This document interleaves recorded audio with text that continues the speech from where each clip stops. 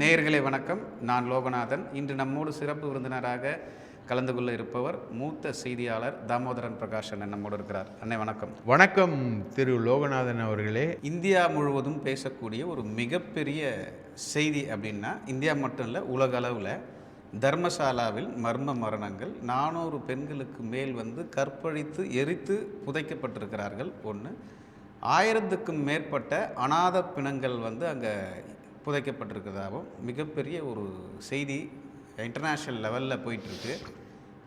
புது அப்டேட் என்ன இருக்குது, நீங்கள் சொல்லுங்கள். இதில் புது அப்டேட் என்னென்னா, இது வரைக்கும் ஒரே ஒரு புதைக்கிறவர் தான். அவர் தலையில் ஒரு மண்டவோட சாம்பிளுக்கு எடுத்துகிட்டு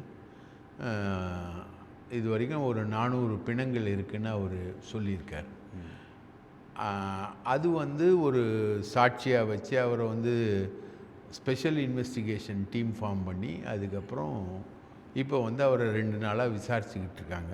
இன்னும் அவங்க பணத்தை நோண்ட போகல. ஓகே, அந்த பணத்தை நோண்ட போகிறதுக்கு பின்னாடி எவ்வளோ பெரிய மர்மம் இருக்குது. பணத்தை நோண்ட போகிறதுக்கு முன்னாடி இருக்கக்கூடிய வீரேந்திர ஹெக்டே அவர் எப்படிலாம் பண்ணுவார் அப்படின்றது அங்கே இருக்கக்கூடிய கர்நாடகாவில் இருக்கக்கூடிய இணையதளங்கள் அனுபவிச்சுட்டு இருக்காங்க. எப்படின்னா, எல்லா இணையதளங்கள் மேலேயும் கேஸு. ஆமாம், கிட்டத்தட்ட ஒரு 4000 பக்கத்துக்கான ஒரு ஃபைல் ரெடி பண்ணி நீங்கள் இதெல்லாம் தடை செய்யணும்னு சொல்லிட்டு பென்ட்ரைவோட கொடுத்துருக்காரு. அவர் கொடுத்துருக்காரு, கோர்ட் மூலமாக கொடுத்துருக்காரு. அதில் நிறைய பேர் சஃபர் ஆகுறாங்க, நம்ம பத்திரிகையாளர்கள். ஆனால் அதில் ஒரு முக்கியமாக இன்னொரு சாட்சி, இப்போ பணத்தை புதைச்சவன் சாட்சி சொன்னான்ன்றது தானே வருது. பீமான் பேர் வச்சுருந்தாங்க. பீமா அவனை விட ஒரு எம்எல்சியாக இருந்தவர், கர்நாடகா காங்கிரஸ்காரராக இருந்தவர், அவர் தான் இந்த ஸ்பெஷல் இன்வெஸ்டிகேஷன் டீம் ஃபார்ம் பண்ண சொல்லி 2018 சொல்லியிருக்காரு. ஓகே, இந்த எஸ்ஐடியை 2018 ஃபார்ம் பண்ணுங்கன்னு சொல்லியிருக்காரு. அவர் ரெக்கமெண்ட் பண்ணியிருக்கார். அதாவது 2014 வாக்கில் 2014 வாக்கில் என்ன பண்ணுறாங்க, மோசமாக க்ரைம் நடக்குது பெங்களூரில். பெண்களுக்கு எதிரான கொலை, குழந்தைகளுக்கு எதிரான குற்றங்கள் அப்படின்னு ஒரு பெரிய கொலை நடக்குது. அப்போது சித்தராமையா தான் கவர்மெண்ட். ஓகே, அப்போது உகரப்பா அப்படின்னு ஒரு எம்எல்சி, இவர் இந்த சைட்லேருந்து பெல்லாரி சைட்லேருந்து வரக்கூடிய ஒரு எம்எல்சி. அதாவது நம்மதில் சொல்லுவோம் இல்லையா, எம்எல்ஏ மேல் சபைன்னு சொல்லுவோம் இல்லையா, அந்த மாதிரி இவர் ஒரு மேல் சபை உறுப்பினர். இந்த பாண்டிச்சேரியில் நியமன எம்எல்ஏ குரூப், அந்த நியமன எம்எல்ஏ இல்லைங்க, மேல் சபை. ஓகே, தமிழ்நாட்டில் மேல் சபை ஒழிக்கப்பட்டது, அதனால் உங்களுக்கெல்லாம் தெரியல. ஓகே, மேல் சபைன்னு ஒன்று இருக்குது, அதில் இருக்கக்கூடிய ஒரு ஆள், இவர் பேர் உகரப்பா, எம்எல்சி. இவர் தலைமையில் என்ன பண்ணுறாங்க, கர்நாடகா முழுக்க எவ்வளவு பெண்கள் குழந்தைகள் சித்திரவதைக்கு உள்ளாயிருக்காங்க அப்படின்னு ஒரு டேட்டாஸ் கலெக்ட் பண்ணுறாங்க. கிட்டத்தட்ட விசாரணை நடத்துகிறாங்க அவங்க. ஓகே, ஒவ்வொரு டிஸ்ட்ரிக்ட்லேயும் போய் விசாரணை நடத்துகிறாங்க. இது 4 ஜூன் 2015 இவங்க ஆரம்பிக்கிறாங்க. இந்த விசாரணையை ஆரம்பிக்கிறாங்க. ஆரம்பித்து ஒவ்வொரு டிஸ்ட்ரிக்டாக போகும்பொழுது இவங்க தக்ஷிண கன்னடா மாவட்டம், இந்த தக்ஷிண கன்னடா மாவட்டத்தோட தலைநகரம் மேங்களூர். இதோட எஸ்பியாக இருந்தவர் தான் நம்ம அண்ணாமலை. அப்போவே இருந்திருக்காரு இன்வெஸ்டிகேஷன். அப்போவே இருந்திருக்காரு. அவர்கிட்ட பேட்டியத்தை அது சொல்கிறாருல்ல அவர். அதனால தான் இந்த இதை மறைக்கிறதுக்காக தான் அவர் அரசியலுக்கே வர்றாரு. அங்கேருந்து தான் இவருக்கு பிஜேபி லிங்க் வருது. அது ஃபுல்லாக பிஜேபி பெல்ட் அது. ஓகே, அப்போ இந்த தர்மசாலாவுக்கு அண்ணாமலை சப்போர்ட் பண்ணியிருக்காரு. ஆமாம், கம்ப்ளீட்டாக சப்போர்ட். இன்னொருத்தர் சசிகாந்த் செந்தில் காங்கிரஸில் இருக்கார், அவர் அங்கே டெப்டி கலெக்டராக இருந்திருக்காரு. ஓகே, அந்த பர்டிகுலராக மாவட்டம் தட்சிண கன்னடாவுக்கு இவர் இல்லை, பக்கத்தில் இருக்கக்கூடிய மங்களூருக்கு இவர் இருந்திருக்காரு. இவருக்கு தெரியும் எல்லாம். ஆனால் இன்னைக்கு ஊரில் தமிழ்நாட்டில் எந்த அநியாயம் நடந்தாலும் வாய் திறக்கிற அண்ணாமலை வந்து முதல்ல குரல் கொடுப்பாருல்ல. கன்னட வீர புத்திரர் அவர் வந்து இதுக்கு இன்னைக்கு வரைக்கும் குரல் கொடுக்கவே இல்லை, இதை பற்றி பேசவும் இல்லை. ஏன்னா இவர் இதை தெரிஞ்சுக்கிட்டதுனால தான் இவர் அரசியலுக்கே வர்றாரு. ஓகே, அந்த ரூட் எடுத்து தான் வர்றாரு, பிஜேபி ரூட் எடுத்து வர்றாரு. சிடி ரவி, பிஎல் சந்தோஷ், வீரேந்திர ஹெகிடே இவங்க எல்லாருமே ஃப்ரெண்ட்ஸு. ஓகே, அந்த ரூட்டில் தான் இவர் மேலே வர்றாரு. ரைட்டா? அப்போது இந்த உகரப்பா என்ன பண்ணுறாரு, தக்ஷிண கன்னடாவுக்கு போகிறார். தக்ஷிண கன்னடாவுக்கு வந்து அப்போது ராகுல் குமார் அப்படின்னு ஒரு அடிஷ்னல் எஸ்பி இருக்கார் அங்கே. அப்போது வந்து ஒரு ஆக்டிவிஸ்ட் பை நேம் சேகர் இவர்கிட்ட வந்து பேசுகிறாரு. பேசும்போது அவர் இங்கே வந்து குறைஞ்சது அப்போது ராகுல்குமார் என்ன சொல்கிறேன்னா, குறைஞ்சது ஒரு 100 அன்நேச்சுரல் சாவு இருக்குது அப்படின்னு ராகுல்குமார் அடிஷ்னல் எஸ்பியே வந்து ஓகே உகரப்பாட்ட சொல்கிறாரு. அப்போது லிஸ்ட் பண்ணும்போது அவங்க வந்து 61 dowry death, 770 atrocities against women, அதாவது பெண்கள் மீதான தாக்குதல், 106 ரேப்பு, 118 போக்சோ, 402 மிஸ்ஸிங்கு, சாதாரணமான மிஸ்ஸிங்கு, 548 பெண்கள் மிஸ்ஸிங். ஓகே, இவ்வளோத்தையும் அந்த கமிட்டி முன்னாடி அந்த ராகுல்குமார் அடிஷ்னல் எஸ்பியும் சேகர் அப்படின்ற அந்த ஆக்டிவிஸ்ட்டும் பண்ணுறாங்க. இது வந்து இதுக்கு வந்து நீங்கள் என்ன ஸ்டெப்ஸ் எடுத்தீங்க அப்படின்னு உகரப்பா வந்து கேட்குறாரு. இந்த கமிட்டி வந்து பார்த்திங்கன்னா இப்போது நம்ம தமிழ்நாட்டில் போடுவாங்க இல்லையா, பொது கணக்கு குழு, அந்த கணக்கு குழு, இந்த கணக்கு குழுன்னு சட்டமன்ற உறுப்பினர்கள் அடங்கிய கமிட்டி போடுவாங்களா, அந்த மாதிரி கர்நாடகா முழுக்க பெண்களுக்கு எதிரான வன்முறைகளுக்கு எதிராக போடப்பட்ட கமிட்டி. இந்த கமிட்டி தான் வந்து 548 பிணங்கள் மிஸ்ஸிங், ஓகே, அது வந்து பிணங்களாகுது. 548 பேர் வந்து அந்த மாதிரி மிஸ்ஸிங் ஆகி பிணங்களாக இருக்கிறாங்கன்றத 2015 கண்டுபிடிக்கிறான். ஓகே, உகரப்பா வந்து 2015 அவர் கண்டுபிடிக்கிறாரு. அப்போது அவர் கேட்குறாரு உகரப்பா அங்கே இருக்கிறவங்க கிட்டல, ஏன்பா திருப்பதி இருக்குது, இது அவரோட ஓன் ஸ்டேட்மெண்ட்லன்னு சொல்கிறேன் நான், திருப்பதி இருக்குது, பெல்காம் இருக்குது, அங்கேயே இந்த பிரசித்தி பெற்ற இடம் பெல்காம் இருக்குது, அங்கெல்லாம் காணாமல் போய் பணமாகலை, இவங்க எப்படிப்பா காணாமல் போகிறாங்க, இந்த 548 பேரும் எப்படி காணாமல் போகிறாங்க அப்படின்னா, அந்த நேத்ராவதி ரிவரில் குளிக்க வரும்போது தான் காணாமல் போகிறான். ஓகே, இன்ட்ரெஸ்டிங்காக இருந்தது. ஒரு இந்த women how they are missing அப்படின்னு இவர் கேட்குறாரு. Women going for bath are missing அப்படின்றது. அப்போ மிகப்பெரிய புதைக்குழிலாம் அங்கே இருக்கும் போல் அந்த ரிவரில். அது மிகப்பெரிய புதர்குழி வந்து வீரேந்திர ஹெகடே என்ற புதைக்குழி தான். ஓகே, அவர் தான் டெம்பிள் ஹெட்டு, அவர் தான் மிகப்பெரிய புதைக்குழு. இதெல்லாம் கம்பைல் பண்ணி 23 மார்ச் 2018 ஒரு ஸ்பெஷல் இன்வெஸ்டிகேஷன் டீம் வந்து நீங்கள் ஃபார்ம் பண்ணி இதை விசாரிங்கன்னு உகரப்பா தலைமையிலான கமிட்டி வந்து சித்தராமையா கிட்ட கொடுக்குது. அது வந்து இன்னைக்கு வரைக்கும் தூங்கிட்டு இப்போ தான் 2025 தான் ஸ்பெஷல் இன்வெஸ்டிகேஷன் டீம் வந்து ஃபார்ம் பண்ணி இப்போ அங்கே போய் விசாரணை நடத்திக்கிட்டு இருக்கு.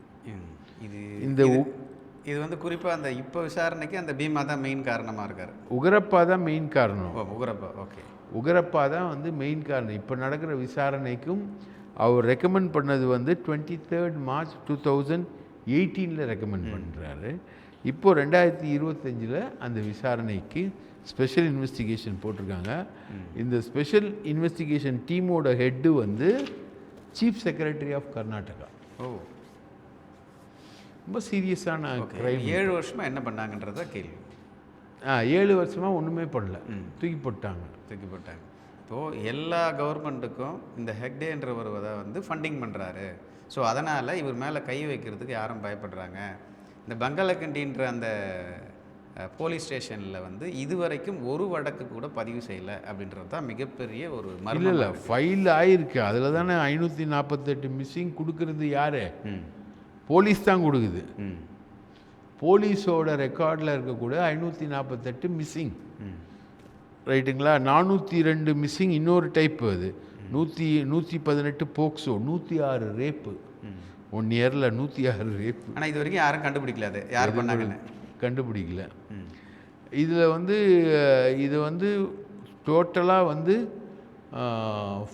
தொகுத்து வந்து உகரப்பா வந்து ஃபைனல் ரிப்போர்ட்டும் கொடுத்துருக்காரு. ஓகே, இது வந்து மோசமான ஒரு க்ரைமு, அங்கே நடக்கக்கூடிய ஒரு மோசமான க்ரைமு, இதை வந்து தடுக்கணும். நீங்கள் தடுக்கலைன்னா ஒன்றும் பண்ண முடியாது. இதுக்கு வந்து போலீஸ்கிட்ட என்டையர்லாகவே இந்த விஷய சம்மந்தமான எந்த அறிவும் இல்லை போலீஸ்க்கு. இவ்வளோ பேர் மிஸ்ஸிங் ஆகியிருக்காங்க, அதுவும் குளிக்க வரும்போது தான் மிஸ் ஆகிருக்காங்க. நேத்ராவதி ஆறில் குளிக்க வரும்போது தான் மிஸ்ஸிங். இப்போது வருவாங்க தர்மஸ்தலாவுக்கு, குளிக்கணும்ல, கோவில்னால் குளிக்க வருவாங்க இல்லையா, பெண்கள் குளிக்க வரும்போது காணாமல் போயிடுவாங்க. சரி, அவங்க பாடியை ஃபவுண்ட் ஆகுமா? பாடியை ஃபவுண்ட் ஆகுமா இல்லையான்றது தெரில. அடுத்த கட்ட இன்வெஸ்டிகேஷன் ரெக்கார்டு எதுவுமே போலீஸ்கிட்ட கிடையாது. Missing complaint. ஓகே, அப்போ உளவுத்துறை படத்தில் வந்தவங்களோட மிகப்பெரிய ஒரு மர்மம் வந்து அந்த ஆற்றுக்குள்ளே இருக்குது. ஓகே, அப்படின்றது தான் வந்து உகரப்பாவுடைய ஸ்டேட்மெண்ட். இது வந்து ஏற்கனவே அந்த துப்புரவு தொழிலாளி தான் பேட்டி கொடுத்துருந்தான். அந்த பேட்டியை தான் வந்து ஊடகங்கள் எல்லாமே பெருசாக போட்டு தோன்றாங்க போகிறாங்க அப்படின்னு ஸ்பெஷல் இன்வெஸ்டிகேஷன் டீம் வந்து அவனுடைய சாட்சியம் அடிப்படையில் தான் ஸ்பெஷல் இன்வெஸ்டிகேஷன் டீம் போட்டாங்க அப்படின்னு இது வரைக்கும் சொல்லப்பட்டு வந்தது. ஆனால் ஸ்பெஷல் இன்வெஸ்டிகேஷன் டீம் போட்டதுக்கு காரணம் உகரப்பா. இவரோட ரெக்கமெண்டேஷனில் தான் அவன் போட்டிருக்காங்க. இவர் பேசும்போது இந்த சம்பவத்தெல்லாம் சொல்கிறார். இந்த மாதிரி கர்நாடகாவில் மோசமாக நடந்துக்கிட்டு இருந்து, இதெல்லாம் நாங்கள் டிஸ்ட்ரிக்ட் வைஸாக விசாரிக்க போனோம். அப்போ தட்சிண கன்னடா போகும்பொழுது இவ்வளோ இன்சிடெண்ட்டு 548 மிஸ்ஸிங் வருது, ரைட்டா? அது இல்லாமல் 402 தனியாக மிஸ்ஸிங் வருது, அது இல்லாமல் தனியாக மிஸ்ஸிங். ஸோ 548 பெண்கள் மிஸ்ஸிங் வருது. அதை வந்து நாங்கள் இன்வெஸ்டிகேட் பண்ண சொல்லி போலீஸ்கிட்ட கேட்டப்போ போலீஸ்கிட்ட எந்த விவரமும் இல்லை. நாங்கள் வந்து சிஎம்முக்கு ரிப்போர்ட் கொடுத்து அந்த ரிப்போர்ட் அடிப்படையில் ஸ்பெஷல் இன்வெஸ்டிகேஷன் டீம் ஃபார்ம் பண்ணணுன்னு 2018 சொல்லியிருக்காங்க.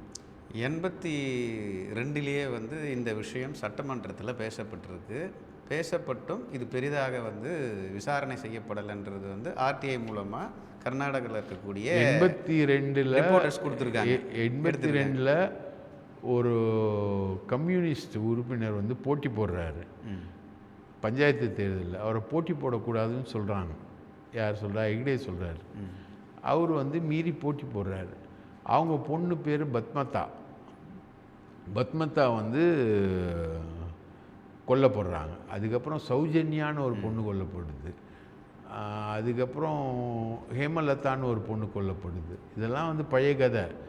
அதை தாண்டி 2015-18 வந்து 548 + 402 வேறு மிஸ்ஸிங் கேஸுன்னு சொல்கிறாங்க. 548 பெண்கள் மிஸ்ஸிங் கேஸ். அதே தக்ஷிண கன்னடாவில் அந்த தாலுக்கில் பெலத்தங்கெடு இந்த தாலுக்கில் மிஸ்ஸிங். இது வந்து அடிஷ்னல் எஸ்பி ராகுல் குமாரும் சொல்கிறாரு. இந்த மாதிரி நடக்குதுன்றதை வந்து முதல்ல இந்த கமிட்டிக்கிட்ட ஹைலைட் பண்ணுறது சேகர் அப்படின்ற ஒரு ஆக்டிவிஸ்ட். ஓகே, அவரும் சொல்கிறாரு, இவரும் சொல்கிறாரு. ஸோ இதை வந்து அவர் ரிப்போர்ட்டாக எடுத்து இது வந்து விசாரிக்கணும்னு சொல்லிட்டு உகரப்பா வந்து சிஎம் கிட்டேயும் சொல்கிறார். இவ்வளோ பேர் சொல்லியும் அவங்க நடவடிக்கை எடுக்கலை. ஒரு கமிட்டி ஃபார்ம் பண்ணியும் நடவடிக்கை எடுக்கலை. இப்போ தான் ஃபார்ம் பண்ணியிருக்காங்க. அந்த பீமான்ற நபர் வந்து தனியாக ஒரு ஜட்ஜிக்கு முன்னாடியே வந்து வாக்குமூலம் கொடுத்ததால தான் இது இவ்வளோ பெரிய இஷ்யூவாக மாறி இருக்கு. இதுக்கு பின்னணியில் 2 அரசும் இருக்கா அப்படின்றது தான் ஒரு கேள்வி. 2 கவர்மெண்ட்டும் இருக்குது. இதில் என்ன விஷயம்னா, சித்தராமையா வந்து கடவுளை நம்பாதவர், ஏத்திஸ்ட். இது வந்து முழுக்க கடவுள் சம்மந்தப்பட்ட ஒரு விஷயம். மஞ்சுநாதா கோயில்ன்றது வந்து ஒரு ஜெயின் டெம்பிள். மஞ்சு விரட்டுன்னு சொல்லுவோம் இல்லையா? மஞ்சுனா காளை. ம். ரைட்டா? காளையை விரட்டுறதா. மஞ்சு விரட்டுன்றது காளையை விரட்டுறது தான். மஞ்சுநாதான்றது காளை வடிவிலான தெய்வம் அப்படின்ற மாதிரி தான். அது வந்து திகம்பரர் அப்படின்னு சொல்லிட்டு ஜெயின் டெம்பிளுடைய வழிகாட்டியாக இருந்தவங்க தான் அந்த டெம்பிளை நிர்வகிச்சுட்டு வராங்க. இப்போ சொல்கிறாங்கல்ல ஹெக்காடே, ஹெக்டே இல்லை ஹெக்காடே அப்படின்னு ஒரு கேஸ்ட்டு. அந்த ஹெக்காடே வந்து ஜெயின் சமூகத்தை சார்ந்தவங்க இந்த கோயிலை வந்து எப்படி கைப்பற்றுறாங்கன்னு சொல்லி அந்த செய்தியாளர் சொல்லும்போது அங்கே ஏற்கனவே இருந்தவர்களை கொலை செஞ்சு தான் கைப்பற்றிருக்காங்க அப்படின்றது தான் அது முன்னாடி இருக்கிற ஹிஸ்ட்ரின்றாங்க. அதான் எப்படி பழனி கோயில் வந்து சித்தர்கள் கோயிலாக இருந்து அதை பிராமணர்கள் கைப்பற்றினாங்க சோழ மன்னர் காலத்தில்னு ஒரு வரலாறு இருக்குது. அந்த மாதிரி தான் எல்லா கோயிலுமே. இப்போ கழுகுமலைன்னு ஒரு இடம் இருக்குது திருநெல்வேலி பக்கத்தில், அது முழுக்க முழுக்க புத்த கோயில் தான் இல்லையா? திருப்பரங்குன்றம் கூட ஜெயின் டெம்பிள் தான். இந்த மலை மேலே இருக்கக்கூடிய கோயில்கள் எல்லாமே வந்து ஜெயின் புத்த மடங்கள் தான். அவங்க சமண படுக்கைகள் வந்து இன்றைக்கும் கீழே கிடக்கும். திருப்பரங்குன்றம் மலைக்கு போகிற வழியில் சமண படுக்கைகள் கிடைக்கும். சமணர்கள் ஜெயின். இந்த மாதிரி சமண புத்த மதங்களை தான் வந்து இந்த பிராமின்ஸ் வந்து ஆக்குப்பை பண்ணி பெரிய அளவுக்கு கொண்டு வந்தாங்க. அந்த மாதிரி இந்த ஜெயின் டெம்பிளையும் மஞ்சுநாதா கோயில் அப்படின்னு சொல்லிட்டு அது அழகான ஒரு லொக்கேஷன், மேற்கு தொடர்ச்சி மலையில் திருப்பதி மாதிரி ஒரு அழகான ஒரு லொக்கேஷன்னால அந்த கோவிலுக்கு தெய்வத்தை வழிபடுறது ப்ளஸ் வந்து ஒரு சுற்றுலா ஸ்தலம் அப்படின்ற அடிப்படையில் அது வந்து ஃபேமஸ் ஆகி வருது. அதில் இந்த பெண்கள் மிஸ்ஸிங் அப்படின்றது தான். குறிப்பாக வந்து பிராமண பெண்களாக பார்த்து கற்பழித்து கொலை செய்யப்பட்டதாக சொல்லி தான் இப்போ குற்றச்சாட்டு இருக்குது. இல்லை சார், அது இல்லைங்களா? எல்லா பெண்களும். பெண்கள்னு வரும்போது பிராமண பெண்கள் மற்ற பெண்கள்லாம் வித்தியாசம் இல்லை. எல்லா பெண்ணுக்கும் ஒன்று தான், எல்லா ஆணும் ஒன்று தான். ரைட்டா? ஒன்றும் வேறுபாடெலாம் வரப்போகுது இல்லை. அந்த மாதிரி தான் இந்த விஷயங்கள் நடந்திருக்கிறதா சொல்லப்படுது. இது ஒரு புதிய சாட்சியம். ஓகே, இது நம்ம சேனல் மூலமாக இப்போ நம்ம வந்து வெளியே சொல்கிறோம். உகரப்பா அப்படின்றது ஒரு இந்த விஷயத்தில் ரொம்ப புதிய சாட்சியம். ஓகே. குறிப்பாக மோடி அவர்களிடம் வந்து சமீபத்தில் ஃபோட்டோ எடுத்து அந்த ஃபோட்டோஸ்லாம் வெளியே வருது. நிர்மலா சீதாராமன் இருக்காங்க, மோடி அவர்கள் கூட சேர்ந்து ஃபோட்டோ இருக்காங்க. இவர் மேலே எப்படி நடவடிக்கை? மோடி இல்லை சார், டவுட் இருக்குல்ல சார். பத்மபூஷன் கொடுத்துருக்காங்க சார் அவருக்கு.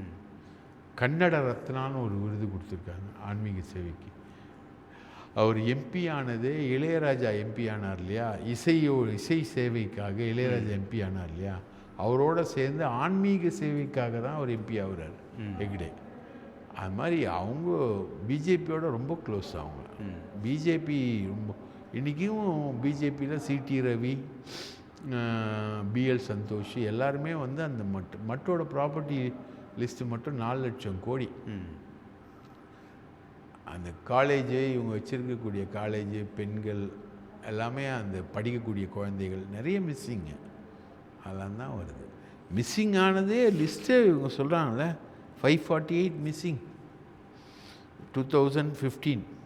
ஓகே, அப்போ அதுக்கு முன்னாடினா எவ்வளோ பெண்கள் இருப்பாங்கன்ற அது ஒரு லிஸ்ட்டு பெருசாக போயிட்டே இருக்குமா? ஆயிரக்கணக்கான பெண்கள் வருமா?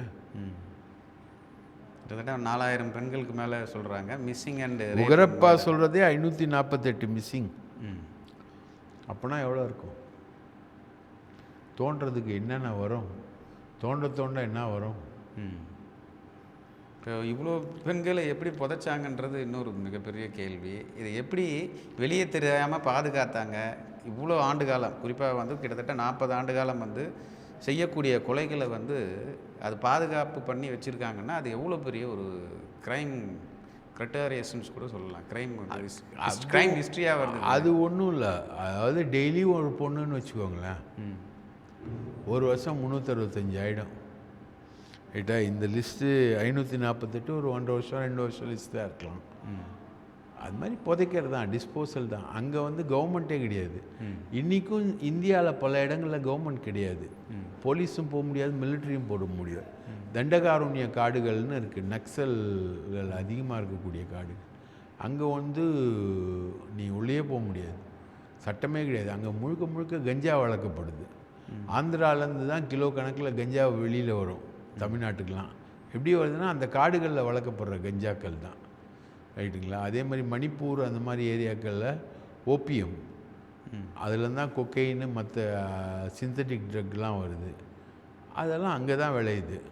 அங்கெல்லாம் போலீஸே கிடையாது. போலீஸும் சட்டமும் இல்லாத பல நாடுகள் வந்து இந்தியாவுக்குள்ளேயே இருக்குது. எல்லாம் தமிழ்நாடு மாதிரி கிடையாது. அதை தாண்டி இருக்கக்கூடிய பகுதிகள் இருக்குது. அதே மாதிரி அந்த பெல்தங்கடின்ற அந்த தாலுக்காவில் போலீஸ் கிடையாது, சட்டம் கிடையாது, எதுவுமே கிடையாது. இவங்க வைக்கிறது தான் சட்டம். அங்கே அவங்க இஷ்டத்துக்கு இது வந்து ஒரு தனிநபராக பண்ணியிருக்கிறதுக்கு வாய்ப்பே கிடையாது. இது ஒரு கேங்கு. குறிப்பாக சொல்கிறேன்னா விவிஐபிகளுக்கு விருந்து வைக்கப்பட்டது இந்த பெண்கள் அப்படின்னு ஒரு குற்றம் அது இருக்கும். இப்போ ஸ்ரீமதி வழக்கில் இங்கே வந்து அந்த பொண்ணு வந்து ஒரு விவிஐபிக்கு தான் விருந்தாக்க ட்ரை பண்ணுறாங்க. அந்த பொண்ணு மறுக்குது, அதை அடித்து சாவடிச்சிடுறாங்க. அவங்க அம்மா ஸ்ட்ராங்காக இருக்கிறதுனால அது சமூக வலைத்தளம் மூலமாக வெளியில் வந்து அந்த விஷயம் வெளியில் வருது. ஸ்ரீமதி மாதிரி தான், அது மாதிரி ஒரு விஷயந்தான் இது. அந்த மாதிரி பல விஷயங்கள் இதுக்குள்ளே இருக்குது. ஒரு புதிய தகவல் வந்து எங்கள் சேனலுக்கு நீங்கள் குறிப்பாக தர்மசாலாவை பற்றி ஒரு புதிய அப்டேட்டை கொடுத்ததுக்கு ரொம்ப நன்றி. வேறொரு நிகழ்ச்சியில் வேறொரு விஷயத்தை பற்றி நம்ம விவாதிக்கலாம். நன்றி, வணக்கம். வாய்ப்பளித்ததற்கு மிக்க நன்றி. நேயர்களே, இது போன்ற வீடியோக்களை தொடர்ந்து நாங்கள் தர இருக்கிறோம். எங்களுக்கான அங்கீகாரம் என்பது எங்கள் யூடியூப் சேனலை சப்ஸ்கிரைப் பண்ணி எங்கள் வீடியோக்களை தொடர்ந்து பாருங்கள்.